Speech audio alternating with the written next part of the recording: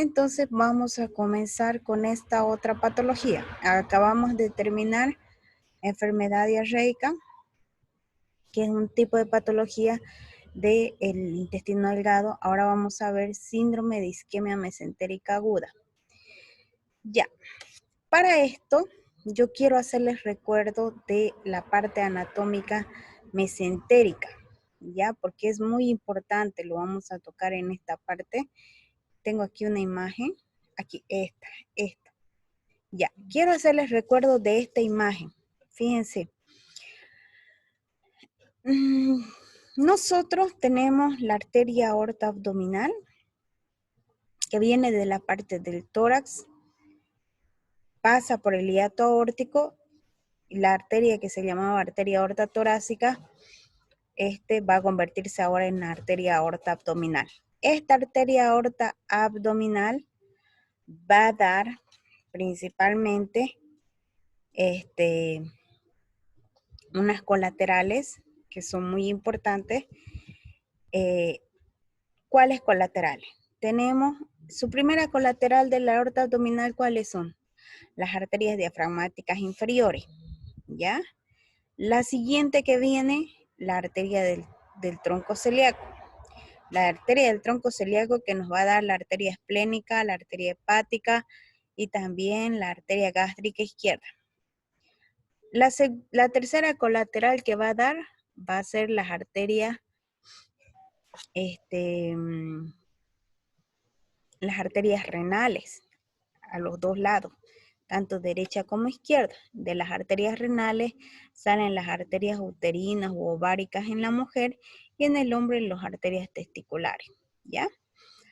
Y la otra arteria que vamos a encontrar después de eso, emergiendo, va a ser la arteria mesentérica superior.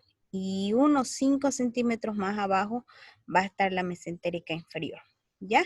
Yo quiero hacer aquí un paréntesis en estas arterias, principalmente en tres troncos principales. Tres troncos que es lo que vamos a tocar justo en este momento.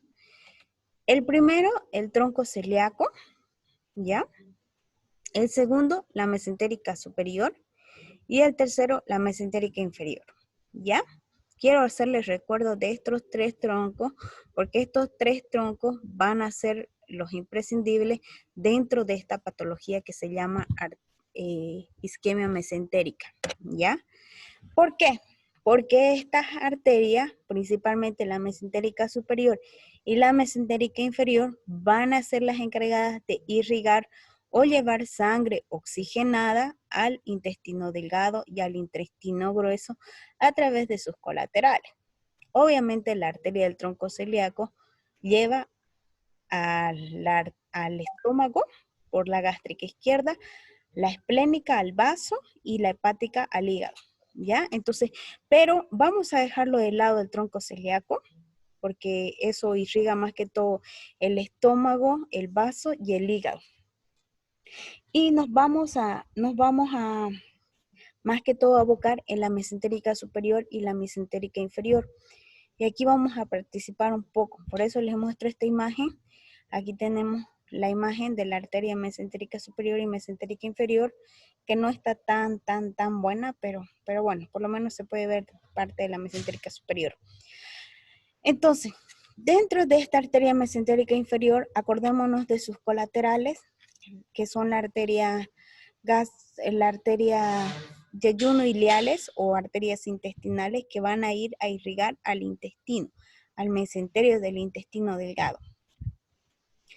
También tenemos este tronco que se los estoy apuntando en este momento, que es el tronco iliobiseco apendicocólico, que ya lo habíamos visto también en la primera clase, en la parte anatómica.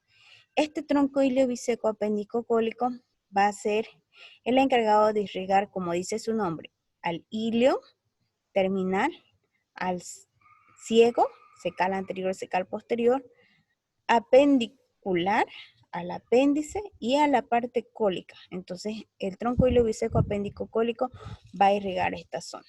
Va a dar otra colateral, que es la que están viendo acá, que es la arteria cólica derecha. Ahorita se las voy a apuntar.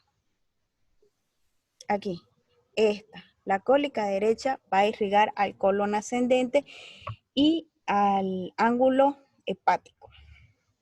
Y muchas veces, no siempre, puede dar la cólica media, que va prácticamente, como en este caso esta, que es la cólica media, aquí se los estoy mostrando, la cólica media va a ir a irrigar el colon transverso, ¿ya? Así se da la irrigación de todo el intestino delgado y la mitad del intestino grueso. Ahora, por otro lado, aquí les voy a mostrar en esta otra imagen la mesentérica inferior, que es esta de aquí. Esta arteria mesentérica inferior va a dar colaterales, les muestro, les apunto. Esta mesentérica inferior va a dar la cólica izquierda, que va a irrigar el colon descendente, va a dar el tronco de la sigmoidea, que va a irrigar el sigmoide, y la rectal superior, que va a irrigar el recto, ¿ya? Entonces, de esa manera es como se irriga, cómo llega la sangre oxigenada al intestino delgado y al intestino grueso. Ahora, la parte venosa es casi lo mismo, vamos a decir, pero en esta ocasión la aportación la hace a través de la vena porta. La vena porta es esta de acá, esta azul, que viene, que va hacia el hígado, ¿no? La vena porta da la esplénica, la mesentérica superior y la mesentérica inferior. Ya, esa es la vena porta. Está compuesta por eso. Entonces ahí llegan las afluentes venosas y llevan la sangre desoxigenada hacia el hígado. ¿Ya? Entonces, ¿por qué les hago recuerdo de esta parte anatómica, que es muy importante? Les hago recuerdo ¿por qué? Porque la isquemia mesentérica o trombosis mesentérica es justamente cuando se ocluye una de estas arterias. Entonces, puede ser la mesentérica. Se dice que pueden ser oclusiones generales o parciales. Entonces, puede ser la oclusión de toda la arteria mesentérica superior o de todo el tronco de la mesentérica inferior, que son las más peligrosas, porque si se ocluye toda la mesentérica superior, prácticamente se necrosa, ¿qué cosa? Todo el intestino delgado y la mitad del intestino grueso, ¿no es verdad? Y si se ocluye la mesentérica inferior, ¿qué se necrosa? La mitad del colon izquierdo y también el recto, ¿no? Entonces, es muy importante eso. Pero, por ejemplo, vamos a poner otro ejemplo. Vamos a decir que no se ocluyó la arteria mesentérica superior, que solamente se ocluyó el tronco ilio biseco apéndico cólico. O más simple, la arteria cólica derecha. Entonces, si se ocluyó solamente la arteria cólica derecha, entonces la única parte que se va a necrosar, ¿cuál va a ser? El colon ascendente, ¿no? Entonces, esa relación es muy importante, porque según la arteria que se está ocluyendo, esa zona se va a comenzar a necrosar.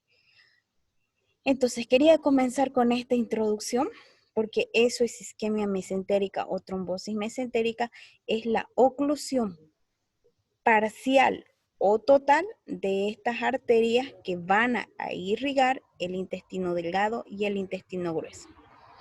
¿Ya? No sé si hasta ahí tienen alguna pregunta. ¿Nada? Ya. Entonces, justamente ese es el síndrome de isquemia mesentérica. Oclusión arterial o venosa, parcial o total de un vaso que puede llevar a una necrosis intestinal, como están viendo en la foto. El intestino negro, necrosado. Porque como no está llegando sangre oxigenada a este intestino, porque la arteria está ocluida, entonces va a comenzar a necrosarse. Entonces, esta patología, no vamos a tocar mucho historia, pero les he puesto un poquito. Apareció en el siglo XV, más o menos, por Florencia Beneviene. En 1875, Litten describe el infarto mesentérico agudo. En 1894, Councilman describe el infarto mesentérico.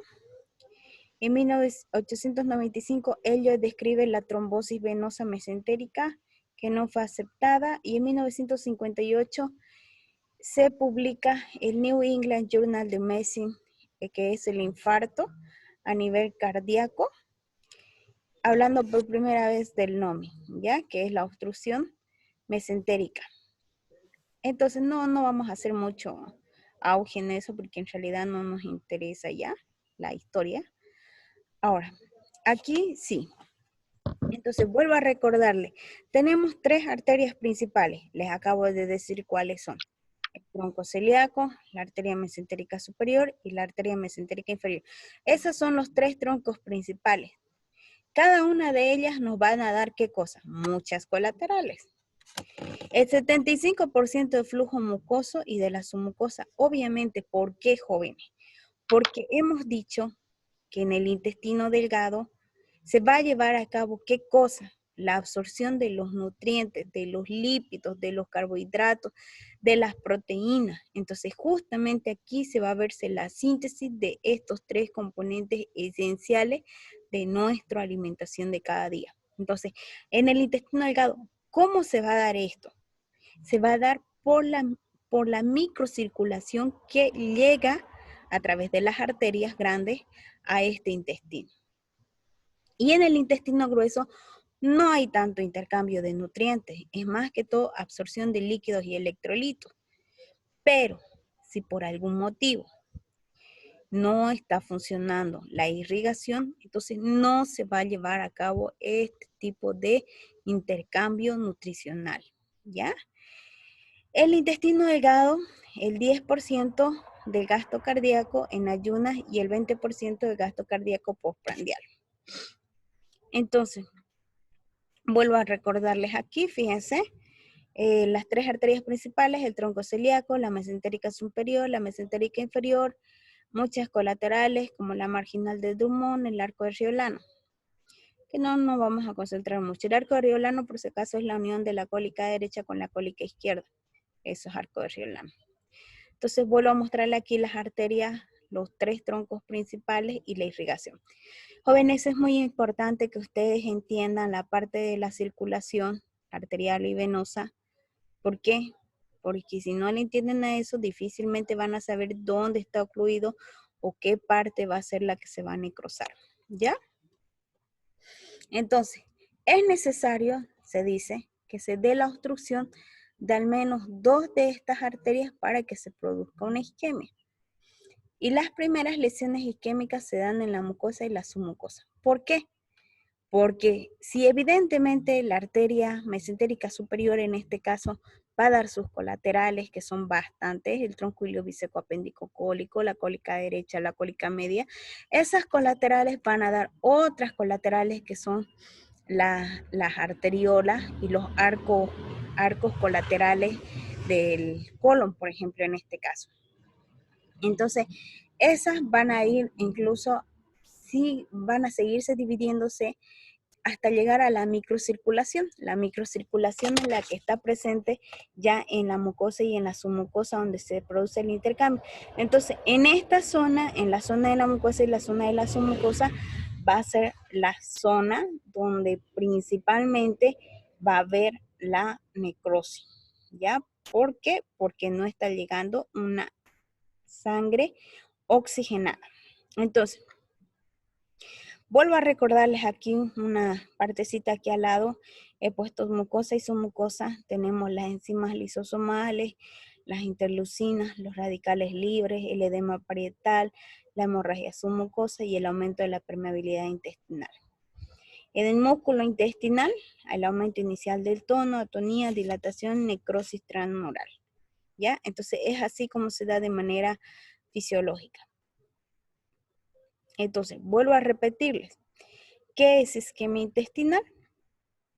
Es el déficit circulatorio, lo que les dije, total o parcial, con respecto a los requerimientos intestinales. ¿Ya? ¿Ok? En otras palabras, entonces, ¿qué es isquemia intestinal? Déficit circulatorio total o parcial con respecto a los requerimientos intestinales.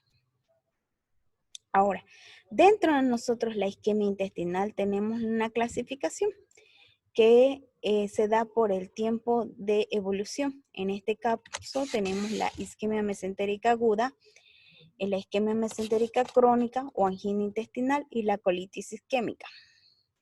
La isquemia mesentérica aguda puede ser arterial o también puede ser venoso. La crónica es la angina intestinal, que ya les voy a indicar cuál es. Y la colitis isquémica. Tres clasificaciones dentro de la isquemia intestinal. ¿Ya? Antes de reproducir cada una de ellas, vamos a hablar sobre la epidemiología. El 1 a 2%, este tipo de patología forma parte del 1 al 2% de las enfermedades gastrointestinales y el 1% de los casos de abdomen agudo. Por si acaso, este es un tipo de abdomen agudo porque da dolor abdominal y está dentro de la clasificación de abdomen agudo de causa vascular, ¿ya? Representa 1 de cada 1000 ingresos hospitalarios en Estados Unidos y el 5% de la mortalidad hospitalaria en Estados Unidos. No tenemos, por si acaso, porque me van a preguntar, ¿qué es Estados Unidos? Esas referencias son de los libros, porque en realidad estadística aquí en Bolivia no tenemos, ¿ya? Tenemos un reciente aumento de la incidencia de 8 a 6 por cada 100.000 personas al año y hay un aumento de la edad poblacional. Bueno, ok. Entonces, tenemos, dentro de esto tenemos la clasificación epidemiológica. La colitis isquémica es la más frecuente, que va de un 70 a un 75%, ya les voy a decir cuál es. La isquemia mesentérica aguda, que va de un 25 a un 30%. La isquemia mesentérica crónica, que va de un 5%. La isquemia focal segmentaria un 5% y la trombosis venosa mesentérica, que está incluida dentro de la isquemia mesentérica aguda. Bueno, esto no es tan importante. Ahora, tenemos, vuelvo a repetir, tenemos el infarto o isquemia mesentérica aguda oclusiva y la no oclusiva. Es otro tipo de etiología o factores de riesgo. Ahora, aquí vamos a ver, ya hemos visto, acabamos de ver la epidemiología y acabamos de ver el concepto de isquemia mesentérica. Ya hemos visto su clasificación. Su clasificación puede ser como, puede ser aguda, puede ser crónica o puede ser una colitis, ¿ya? Ahora, vamos a ver la etiología y los factores de riesgo. La etiología, ¿qué ocasiona esto? ¿Por qué? ¿Por qué se da la isquemia mesentérica? Y dentro de esto tenemos la isquemia mesentérica aguda oclusiva y la no oclusiva. La oclusiva puede ser, vuelvo a repetirles, arterial o venosa. En la arterial, ¿qué cosa puede ocasionarnos una isquemia mesentérica? Embolígena. Embolígena quiere decir los émbolos. Puede ser un émbolo gaseoso o un émbolo coagular. ¿Ya? Es un émbolo. Un émbolo puede ser gaseoso, una gran acumulación gaseosa dentro de la sangre, que no es normal. Puede ser por una trombosis. Trombosis es por un coágulo pequeño que ocluya una arteria. ¿Ya? Por ejemplo, que te hayan puesto una vía periférica y que justamente se quedó coagulitos ahí y todavía hay personal de enfermería que todavía vuelve a ingresar esos trombos al vaso sanguíneo. Eso es muy, como les explico, es muy, muy grave, ¿ya? Eso nos puede llevar a una isquemia mesentérica o incluso a un infarto cerebral, ¿ya? Entonces hay que tener mucho cuidado. Y tenemos la isquemia focal segmentaria, ¿ya? La venosa, normalmente la causa son las trombosis. Pueden ser aguda, subaguda o crónica. Y el infarto mesentérico agudo no oclusivo pueden ser por factores mioentéricos que no son oclusivos, que les voy a explicar en este momento. Normalmente cuando el paciente tiene un peristaltismo disminuido o porque come tiene un sobreaumento en la alimentación, por ejemplo, que coma demasiadas grasas, entonces eso con el tiempo puede llevar a una patología crónica, ¿ya? Ahora, ¿cuáles son los factores de riesgo? Entonces, dentro de la embolígena, mayormente es la de origen cardíaco. ¿Cómo es eso? ¿Cómo es de origen cardíaco? ¿Cuáles? Son los pacientes que presentan esto. Son los abuelitos que tienen una cirugía o tienen una valvulopatía en el corazón cardíaco. Entonces, cuando el abuelito o la abuelita tiene una valvulopatía, que quiere decir que las válvulas del corazón, la tricúspide, la bicúspide no están funcionando de manera correcta, entonces, como no está funcionando de manera correcta, pueden comenzar a formarse émbolos cardíacos. Émbolos cardíacos, coágulos cardíacos, es lo mismo. ¿Ya? Y el desencadenante puede ser alguna arritmia. O sea, aparte de que tiene una valvulopatía, las valvulopatías siempre van acompañados de arritmias. ¿Qué quiere decir? Que el corazón no esté de manera rítmica, ¿no? Esté de manera arrítmica sus pulsaciones. Entonces, eso. El cateterismo, la endocarditis, pueden llevarnos a una isquemia mesentérica de tipo embolígena. ¿Y cuáles son las características? Normalmente, este tipo de émbolos atacan a vasos arteriales de mayor tamaño. En este caso hablaríamos arteria mesentérica superior a arteria mesentérica inferior. Entonces, por eso se la llama también embolia mayor, que quiere decir que abarca, si etapa, vuelvo a repetir, la arteria mesentérica superior prácticamente se necrosa, ¿qué cosa?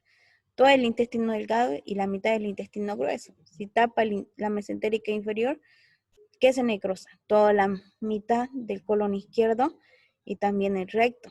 Entonces, es grave, ¿ok? La trombosis es otro. ¿Y cuáles son las etiologías de la trombosis? Las aterosclerosis. Eso, aterosclerosis, ¿qué es? Aterosclerosis es cuando los vasos comienzan a presentar pequeñas placas que van a hacer que no tenga ese movimiento miometral de cada vaso. Entonces, ¿en qué pacientes más que todo? En pacientes que son, por ejemplo, los pacientes que son diabéticos. Estos pacientes que son diabéticos tienden a hacer placas ateroscleróticas a nivel de los vasos y pueden producir una trombosis. Las trombofilias es otro. Las vasculitis, los aneurismas aórticos y los síntomas previos a un infarto mesentérico crónico, ¿no? Normalmente esto se origina en la arteria mesentérica superior, hasta 3 centímetros, es muy extensa y es la de mal pronóstico. Casi igual que la embolígena, ¿no? Solamente que estas son por trombosis. Y la isquemia focal, ¿ya? La isquemia focal puede ser por vasculitis, o sea, focal quiere decir de alguna zona. Por ejemplo, una partecita del intestino delgado, de la parte ileal, ¿no? Entonces puede ser por una vasculitis, que es por la inflamación de un vaso, un traumatismo que haya tenido el paciente, un émbolo de colesterol. Aquí incluiríamos al émbolo de colesterol aquellos pacientes que comen mucha grasa, ¿no? Y que comen tanta grasa que pedazo de colesterol, un pedacito puede quedar ahí en el vaso. El compromiso, como es focal, el compromiso solo es un pequeño territorio que conlleva la aparición rápida de colaterales. Y entonces aquí les muestro, por si acaso, esta es la forma de diagnosticar este tipo de patología, donde ven la imagen de la flechita, está mostrando un émbolo que prácticamente está ocluyendo parte de la mitad de las colaterales de la mesentérica superior. Ahora, tenemos bueno, esto lo acabamos de ver. Ahora, dentro de la venosa tenemos las trombosis agudas. Las trombosis agudas, aquí estamos hablando ya no de arteria, sino de vena.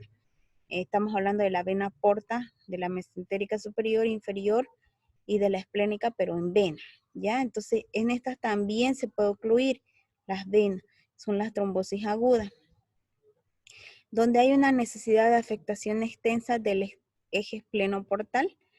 Las trombosis pueden ser subagudas y pueden provocar un dolor abdominal, pueden ser crónicas, indoloras por varices gastroesofágicas, y estas no se consideran un infarto o infarto mesentérico agudo. Se forman colaterales que evitan el infarto intestinal. Y la isquemia focal segmentaria en la obstrucción intestinal con estrangulación, ¿ya?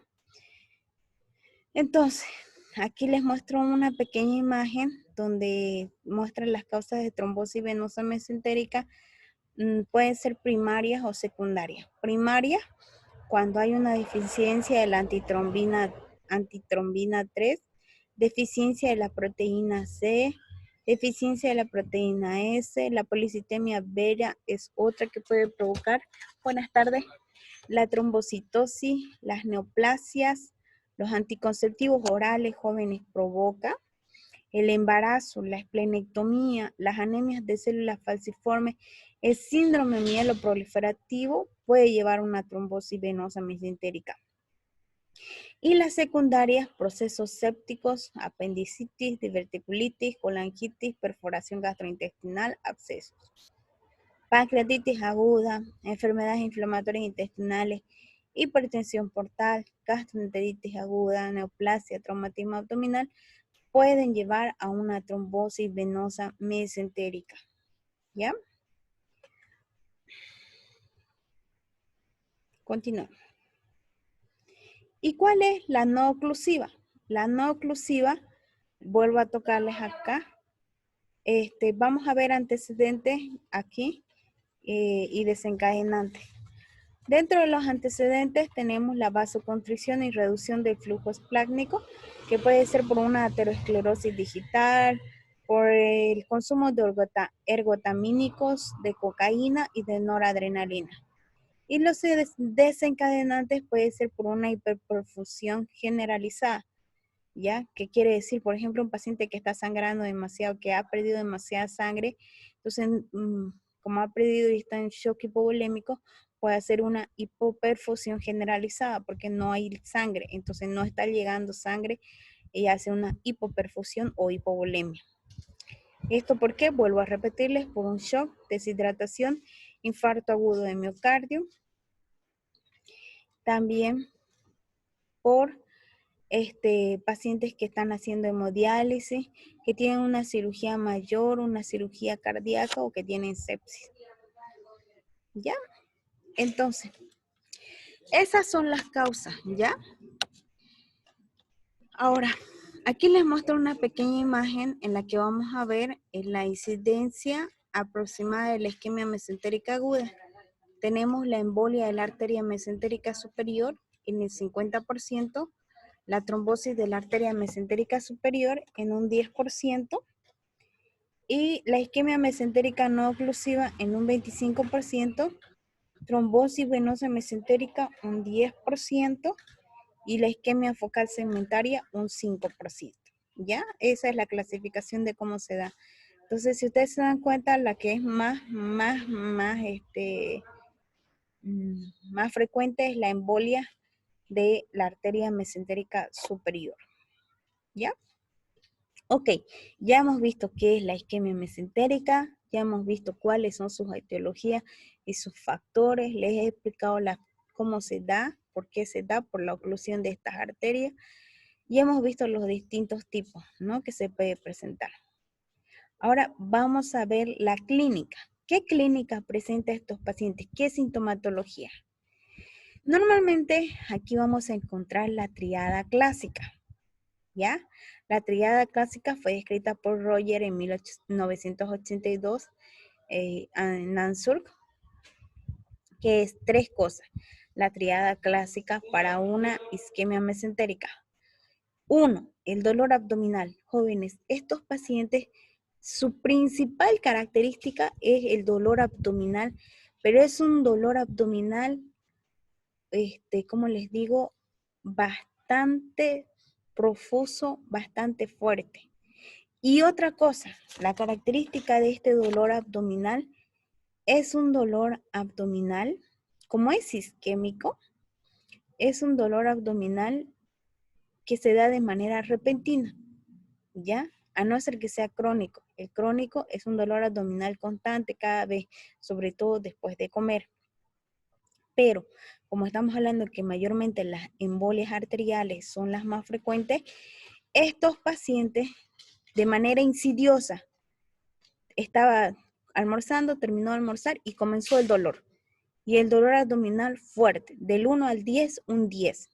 ¿Ya? Entonces es un dolor abdominal intenso, fuerte. El vaciamiento intestinal es otro punto, porque el paciente puede comenzar a tener vómitos y diarrea. Y algo muy importante, las diarreas son de tipo sanguinolenta. Y 3, la enfermedad cardíaca subyacente. ¿Por qué? Porque hemos dicho que las valvulopatías y las arritmias cardíacas son la principal causa para que se dé la producción de émbolos y que pueden llevar a una isquemia mesentérica, ¿ya? Entonces, pregunta de exámenes jóvenes. La clínica con la que se presentan estos pacientes es la triada clásica: dolor abdominal, vaciamiento intestinal y enfermedad cardíaca subyacente. Tres cosas importantes, tres factores importantes para que se dé una isquemia mesentérica. Ahora, puede estar acompañado de otros síntomas, de vómitos, diarreas, vuelvo a repetirlo, pero el dolor abdominal es agudo. Esa es la, ¿cómo se puede decir? El síntoma principal de esta patología. La localización es difusa. Si es de origen embolígeno, el reconocimiento exacto del momento del inicio. Y si es origen trombótico, los antecedentes de angina con dolor agudo de mayor intensidad. Hay que ver si el paciente no ha tenido una embolia previa. ¿Qué quiere decir? Que haya hecho un infarto cardíaco, por ejemplo, antes de eso. Entonces, los pacientes que hacen infarto cardíaco, infarto de miocardio, también pueden hacer a las horas, pueden hacer una isquemia mesentérica. Ya, ahora, en la trombosis venosa mesentérica, el inicio más insidioso, solo el 9% de los pacientes representan con síntomas al menos de 24 horas. Y aquí hay que ver los antecedentes, ¿ya? Y en la isquemia mesentérica no oclusiva, vamos a ver que el inicio es gradual. Entonces, fíjense, la que es más frecuente es esta, ¿no? Pero en segundo lugar hemos dicho la trombosis mesentérica, que el único que se va a presentar puede ser un poco de dolor, pero los síntomas son menos de 24 horas y hay que ver los antecedentes. En la isquemia mesentérica no oclusiva, el inicio es gradual y los síntomas son más leves. El dolor también es un dolor periumbilical de tipo cólico, seguido de un dolor constante. Puede haber distensión o intolerancia digestiva, hipotensión, acidosis y hemorragia en pacientes con nutrición enteral. Y hay que ver los antecedentes. ¿Ya? Entonces, uno es la clínica. La clínica, vuelvo a repetir, triada clásica, dolor abdominal, vaciamiento y la enfermedad cardíaca subyacente en la parte arterial. En la parte venosa, el dolor abdominal, pero en menos de 24 horas. Y en la no oclusiva, el dolor abdominal de tipo elocuente que va aumentando poco a poco, ¿no? Y es periumbilical. Ahora, el segundo paso es hacer la exploración física, ¿ya? ¿Cómo hacemos la exploración física? Principalmente aquí, ya, no vamos a tocar mucho nos vamos a la parte positiva. Lo positivo en el examen físico, puede que el murmullo vesicular esté observado, pupilas isocóricas fotoreactivas, pero aquí lo que nos interesa es el abdomen. El abdomen puede tener un aspecto de una distensión abdominal, ¿ya? Normalmente estos pacientes hacen una distensión abdominal en cuestión de horas. La palpación, hay dolor en localización difusa, al inicio sin signos de irritación peritoneal. Y la ocultación, hay abolición de los ruidos hidroaéreos en fases avanzadas. Ya, cuando recién está iniciando, los ruidos hidroaéreos están aumentados, es igual que la oclusión intestinal. ¿Por qué? Porque cuando está iniciando, no está llegando sangre oxigenada al intestino. Entonces, ese intestino va a comenzar a necrosarse. Y como no está irrigándose, no va a haber ese peristaltismo. Entonces, el peristaltismo inicial, el intestino va a querer sobrellevar y los ruidos hidroaéreos van a quererse aumentar de manera inicial. Pero luego viene la fatiga intestinal y ya luego vienen los ruidos hidroaéreos abolidos. Ya no se escucha. La percusión puede verse timpanismo y puede estarse acompañando de otros síntomas como la fiebre, la hipotensión y el síndrome ya de respuesta inflamatoria sistémica. ¿Ya? Ok, jóvenes, aquí quedamos en historia natural, ¿ya? Estamos a menos de un minuto y ahorita se nos corta la transmisión. ¿Hasta ahí tienen alguna pregunta?